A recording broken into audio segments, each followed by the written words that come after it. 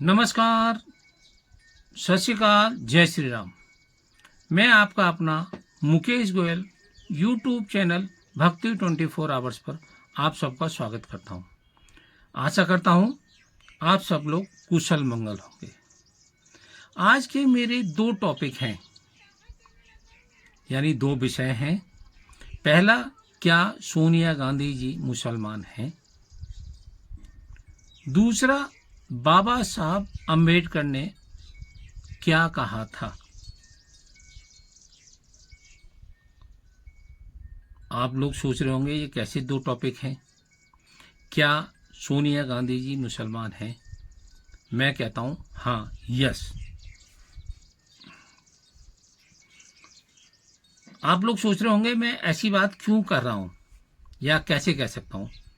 मैंने एक प्रोग्राम किया था, क्या कहते हैं, कैदी के खत, यानी कैदी के खत, एक दूरदर्शन के लिए प्रोग्राम किया था। जो खत थे वो लिखे थे मोहम्मद यूनुस ने। मोहम्मद यूनुस साहब भारत के फ्रीडम फाइटर भी रहे हैं, यानी वो खान अब्दुल गफ्फार खान साहब के रिलेटिव थे, रिश्तेदार थे। तो जब राजीव गांधी की शादी होनी थी सोनिया गांधी से, तो उनको मोहम्मद यूनुस साहब ने गोद लिया, यानी उनको अपना नाम दिया, और तो कागजी तौर पर, कानूनी तौर पर वो मुसलमान हो गए, क्योंकि मोहम्मद यूनुस साहब उनके पिताजी बने। तो फिर राजीव गांधी जी से उनकी शादी हुई। इसलिए मैं कहता हूं सोनिया गांधी मुसलमान है। वो पैदा क्रिश्चियन घर में हुई, लेकिन बाद में वो मोहम्मद यूनुस साहब की बेटी कहलाई तो मुस्लिम हो गई। और गांधी परिवार का कोई धर्म नहीं है, क्योंकि फिरोज गांधी साहब पारसी थे। कुछ लोग कहते हैं मुसलमान थे, पर मैं कहता हूं वो पारसी थे। हाँ, हिंदू रीति से इंदिरा जी की शादी हुई थी, और महात्मा गांधी जी ने उनको अपना दत्तक पुत्र माना था, ना कि उन्होंने गोद लिया। अच्छा, ना ही उनको हिंदू बनाया गया था। जैसे कि सनातन धर्म में अगर कोई बंदा, कोई भी दूसरे धर्म का सदस्य जब हमारे हिंदू बनता है, तो वो सनातन धर्म, यानी जिसको बोलते हैं आर्य समाज के द्वारा उसका धर्म परिवर्तित कराया जाता है, यानी हिंदू धर्म में लिया जाता है। आर्य समाज धर्म में उनको हवन पूजा के साथ में उनको सम्मिलित किया जाता है। तो पहली बात तो ये रही कि सोनिया गांधी जी क्या मुसलमान है? हाँ, मेरे हिसाब से वो मुसलमान है। अब कहेंगे आप बाबा साहब की भी बात कर रहे हैं। हाँ, मैं बिल्कुल बाबा साहब की बात कर रहा हूँ। बिल्कुल दोनों चीज़ें एक दूसरे से लिंक है, एक दूसरे से जुड़ी हुई हैं। आप वो कहेंगे कैसे? मैं बताता हूँ कैसे जुड़ी हुई हैं। कि बाबा साहब अम्बेडकर जी ने जब बौद्ध धर्म अपनाया था, तो बाबा साहब से पूछा गया कि आपने क्रिश्चियनिटी, यानी वो तो बाहर पड़े हुए थे, और यानी आप क्रिश्चियन क्यों नहीं बने, आप मुसलमान क्यों नहीं बने, इस्लाम धर्म क्यों नहीं अपनाया? तो उन्होंने एक चीज़ कही कि ये दोनों धर्म मेरे नहीं है। हमारे हिंदुओं में से ही, यानी सनातनियों में से ही एक धर्म और निकला, यानी एक शाखा निकली, वो बौद्ध धर्म की, क्योंकि भगवान बुद्ध ने ये बौद्ध धर्म चलाया था। जैसे कि ये पंथ हैं, बेसिकली इनको मैं कहता हूँ पंथ, शाखाएं। जैसे कि गुरु नानक जी ने सिख धर्म, जिसको आज की डेट में धर्म कहने लगे हैं, पर पंथ है, वो भी सिख पंथ है। जैनिज्म, ये सब हमारे ही शाखाएं हैं, हमारे ही धर्म है। यानी कहने का मतलब ये हमारे ही धर्म है, कहीं बाहर की कोई चीज़ नहीं है। लेकिन हम लोगों ने इनको अलग अलग कर दिया है, बाकी हम सब एक ही हैं। तो बाबा साहब ने ये बात बोली, पर बाबा साहब ने ये बात बोली, पर उनके फॉलोअर, चाहे रामजी लाल सुमन हो, चाहे चंद्रशेखर हो, या और भी जो लोग भी हों, वो ना तो बौद्ध धर्म को समझ पाए हैं, ना सीख पाए हैं, क्योंकि भगवान बुद्ध ने किसी भी धर्म की अवहेलना नहीं की थी। अगर अवहेलना यानी उसका नहीं माना होता तो अंगुलीवाल को, क्योंकि बौद्ध धर्म अहिंसा पे है, वो कहते हैं अहिंसा सबसे बड़ा चीज होती है, यानी अहिंसा बहुत बड़ा मंत्र है भगवान बुद्ध का। तो अगर ये वाली बात होती तो अच्छा। दूसरी चीज, वो छुआछूत नहीं मानते थे। भगवान बुद्ध ने छुआछूत का विरोधी थे। अगर वो छुआछूत मानते तो कभी भी अंगुलीमाल को अपने साथ नहीं लेते, और भी भिक्षुओं को नहीं लेते। तो आजकल के जो बौद्ध धर्म के मानने वाले हैं, यानी सोकोल्ड नेता, बौद्ध धर्म तो बहुत बढ़िया धर्म है, मैं उसको तो कोई बुराई करने की मेरी हिम्मत क्या, कभी स्वप्न में भी नहीं सोच सकता। पर ये लोग ना तो इन्होंने भगवान बुद्ध की दीक्षा ली है, ना शिक्षा ली है, ना इनको धर्म के बारे में पता। अब मैं आता हूं बाबा साहब के पास, क्योंकि बाबा साहब ने कुरीतियों को खत्म करने के लिए, समाज को अच्छा बनाने के लिए, अपने जो साथी संगी थे उनको अच्छा बनाने के लिए बौद्ध धर्म का उन्होंने स्वीकार किया। तो बाबा साहब ने एक किताब लिखी थी, द पार्टीशन ऑफ इंडिया। आप कहोगे कि द पार्टीशन ऑफ इंडिया का क्या मतलब है? हाँ, मतलब है, जुड़ी हुई है बाबा साहब की किताब और मुसलमानों, सोनिया गांधी यानी कांग्रेस से। जब 1946 में देश का बंटवारा हुआ तो बाबा साहब ने जब वो किताब लिखी थी, द पार्टीशन ऑफ इंडिया, तो पेज नंबर 123 पर लिखा कि मुसलमानों को भारत में नहीं रहना चाहिए, भारत में नहीं रहना चाहिए। पेज नंबर 125 पर उन्होंने एक और चीज, महत्वपूर्ण बात लिखी कि मुसलमान हमेशा भारत में सांप्रदायिक दंगे करते रहेंगे। ये उन्होंने लिखा है, मैंने नहीं लिखा, क्योंकि वो दूरदर्शी थे, पढ़े लिखे थे, ज्ञानी थे, तो उनको ज्यादा पता थी। फिर उन्होंने 231 नंबर पेज पे एक और बात लिखी कि बुरके में यौन की यानी सेक्स, यानी बुरके में सेक्स की इच्छा ज्यादा होती है, तभी इनके बच्चे ज्यादा पैदा होते हैं। ये उन्होंने लिखा है, मैंने नहीं लिखा।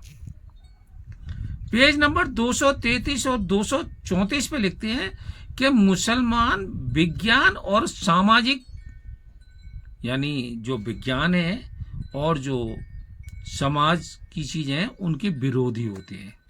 ये उन्होंने लिखा है कि वो तो आपको आज भी पता चल जाएगा, किसी मौलवी से पूछो कि धरती गोल है या चपटी, वो कहेगा चपटी, क्योंकि वो विज्ञान को मानते ही नहीं है। फिर पेज नंबर 259 यानी 259 पे लिखते हैं कि मुसलमान भारत के कानून को, यानी जो हमारा संविधान है, जो हमारा कानून है, उससे ऊपर शरीयत को मानते हैं।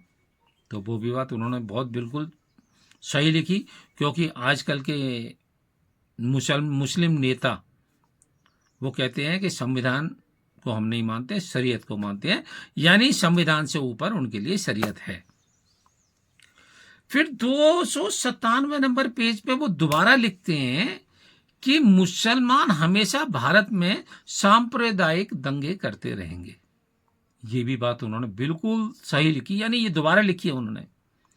फिर पेज नंबर 303 में लिखते हैं वो, मुसलमान भारत में कभी भी हिंदू की सरकार स्वीकार नहीं करेंगे। आप कहेंगे क्या बात लिखी है? बिल्कुल सही लिखा है, मुसलमान भारत में कभी भी हिंदुओं की सरकार स्वीकार नहीं करेंगे।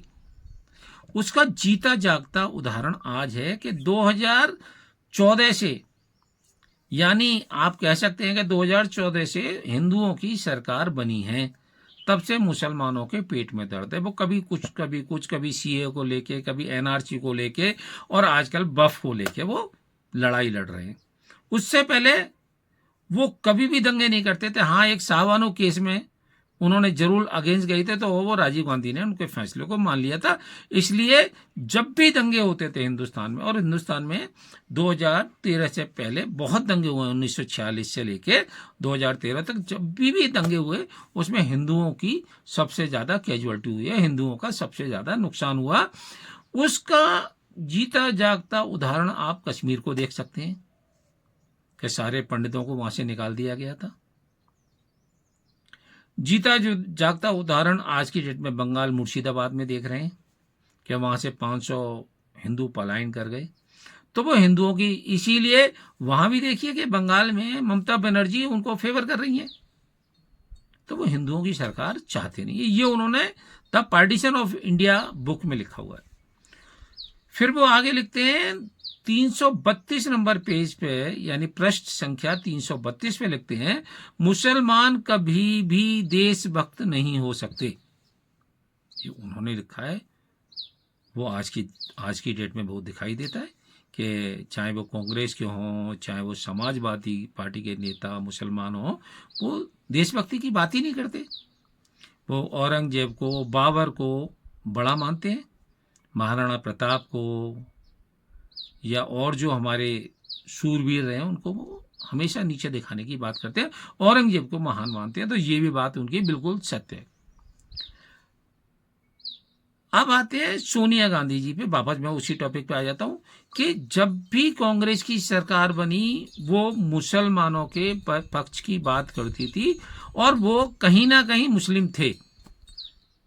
अब जैसे सोनिया गांधी को ले लो, यानी आप शुरू से आ जाते हैं, जवाहरलाल नेहरू के बारे में भी लोगों की अलग अलग भ्रांतियां हैं, क्योंकि उन्होंने भी एक बार बोला था कि मैं गलत बाइक, यानी गलती से मैं हिंदू में पैदा हो गया हूँ, बाकी मैं मुसलमान, यानी पढ़ाई लिखाई से मैं क्रिश्चियन हूँ, और अंदर से मैं मुसलमान हूँ।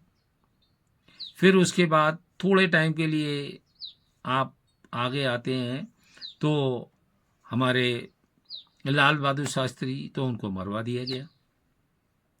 फिर इंदिरा जी आ गई, क्योंकि इंदिरा जी भी के बारे में भी क्योंकि कुछ नहीं कह सकते, क्योंकि उनके चर्चे बहुत अलग अलग हैं, रविन्द्रनाथ टैगोर जी के स्कूल से लेके आगे तक के। उसके बाद राजीव गांधी जी पे आ जाते हैं, तो वो भी हिंदू नहीं थे, क्योंकि पारसी बाप की, उनके फादर पारसी थे। फिर सोनिया गांधी जी पे आ जाते हैं। अब ये राहुल गांधी पे आ जाते हैं, यानी प्रियंका गांधी पे आ जाते हैं। तो मुसलमान हमेशा चाहते हैं कि गांधी परिवार सरकार में रहे, क्योंकि वो मुस्लिम हैं उनके हिसाब से। अब हिंदुओं की सरकार बन गई है, तो इनको तकलीफ होती है। तो कहने का मतलब ये है कि मुसलमान, हाँ, मैं ये नहीं कह रहा कि सारे मुसलमान, यानी कुछ ईश्वर भी अच्छा करता है ना, अल्लाह ताला भी बुरे नहीं है, अल्लाह ताला बहुत अच्छे हैं, उन्होंने भी मोहम्मद साहब अच्छे, तो जो उनके पद चिन्हों पे चलते हैं वो मुसलमान अच्छे हैं। बाकियों के बारे में मैं कुछ नहीं कह सकता। अब जैसे बीर अब्दुल हमीद हो गए, ब्रिगेडियर उस्मान हो गए, ये देशभक्त थे, और बहुत सारे भी मुसलमान देशभक्त थे। अब लोग कहते हैं मौलाना आज़ाद, अरे मौलाना आज़ाद की एजुकेशन ही एक मदरसे में हुई, उन्होंने कोई, बाकी मेरे हिसाब से उन्होंने कोई डिग्री नहीं हासिल की थी, मदरसे की थी। अब्दुल कलाम साहब हो गए, कलाम साहब के बारे में तो कहा जाता है कि वो नॉन वेज बिल्कुल टच ही नहीं करते थे। ऐसा नहीं है मुसलमान। एक और मैं नाम भूल रहा हूँ, वो क्या कहते हैं, वो बीड़ा बजाते थे, वो भी मुसलमान थे। उनसे मेरी एक बार चर्चा हुई, तो उन्होंने कि जिस दिन से मैंने बीड़ा को धारण किया है, मैंने नॉन वेज नहीं खाया है, मैं धर्म से पंडित हो गया हूँ। डागर साहब थे, फहीउद्दीन साहब डागर, वो भी कमाल, ऊपर वाला उनको जन्नत बख्शे। तो कहने का मतलब ये है कि बाबा साहब भीमराव अंबेडकर जी ने जो किताब में बातें लिखी, वो आज की डेट में 100% सही हैं। बिल्कुल सही है, उसमें कोई दो राय नहीं है। आशा करता हूँ ये मेरी कड़वी बातें आपको पसंद आई होंगी। मेरे वीडियो को ज़्यादा से ज़्यादा लाइक करें, शेयर करें और मेरे चैनल को सब्सक्राइब करें। जय हिंद, वंदे मातरम, भारत माता की जय।